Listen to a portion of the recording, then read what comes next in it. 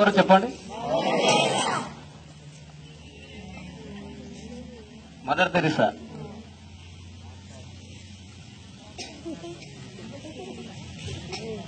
సరే ఓకే, నేను చెప్తానండి. ఉపాధ్యాయ దినోత్సవం రోజున మనం ఎవరు ఫోటోలు పెట్టి దినోత్సవం జరుపుకుంటున్నాం? ఇంకా మనం పూజించే దేవతను చదువుల తల్లి సరస్వతి.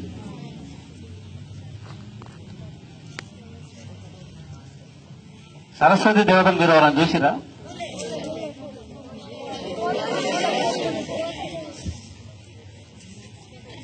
అయితే మహాత్మా జ్యోతిరావు పూలే గారు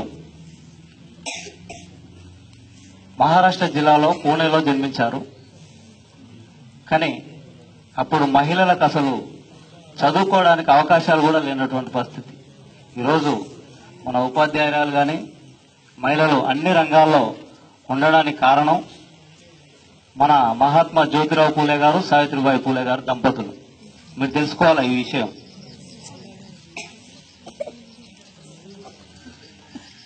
ఆనాడు మహిళలకు చదువు చెప్పే క్రమంలో సావిత్రిబాయి పూలే గారు వెళ్తుంటే అగ్రవర్ణాలే చదువుకోవాలి, వెనుకబడ్డ వర్గాలు చదువుకోవడానికి అసలు అర్హతే లేదని చెప్పి బళ్ళలో కూడా పోయే పరిస్థితి కాదు. కానీ నా సమాజాన్ని ఎక్కడికో తీసుకుపోయి ఎన్నో ఉంచాలి, అన్ని రంగాల్లో ఉంచాలి అని చెప్పి వాళ్ళు పిల్లలు లేకుండా ఈ సమాజంలో ఉన్న పిల్లలే నా పిల్లలు అని చెప్పి వాళ్ళు పిల్లలను కూడా కనలేదు. వాళ్ళకి నేను ఏదో ఒకటి చేయాలని బలమైన సంకల్పంతో ఉన్నారు. ఉండి మనకు ప్రపంచంలోనే మొట్టమొదటి మహిళా ఉపాధ్యాయురాలు సావిత్రిబాయి పూలే గారు. బడులు కట్టించి మహిళలను అందరినీ తన పాఠశాలలో చేర్చుకొని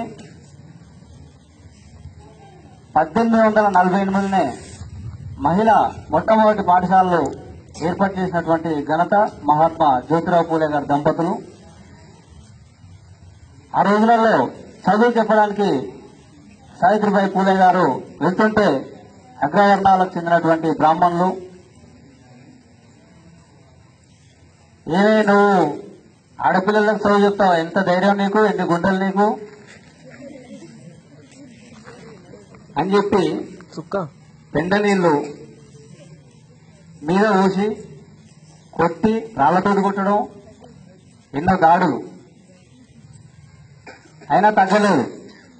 ఆ విషయాన్ని పూలే గారు నాన్నతో చెప్పినా కూడా ఇంట్లో నుంచి బయటికి పోతావా, నువ్వు బడి పని చేస్తావా అని అంటే, బడి అయితే పని చేయను, నేను బయటికి పోతా అని చెప్పి ఇంట్లో నుంచి బయటకు వచ్చి కూడా ఆడపిల్లలకు చదువు చెప్పినటువంటి ఘనత జ్యోతిరావు పూలే గారి దంపతులవి. ఇందాక మీరు అన్నారు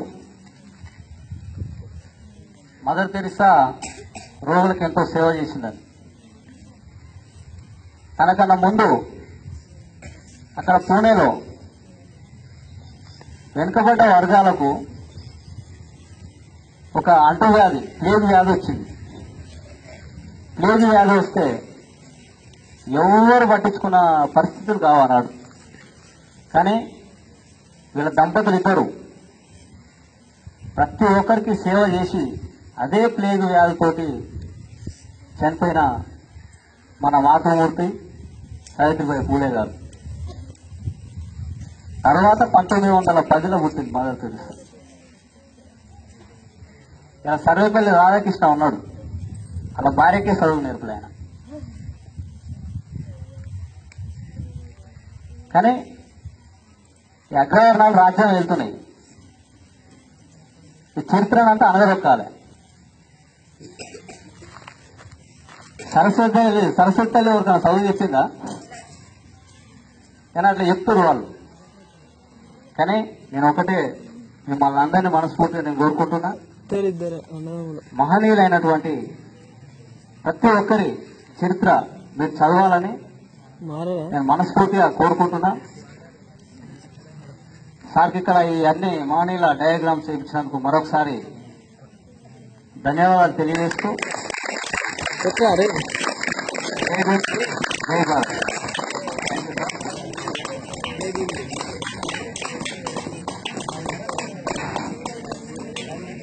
హరీష్ గారికి అదేవిధంగా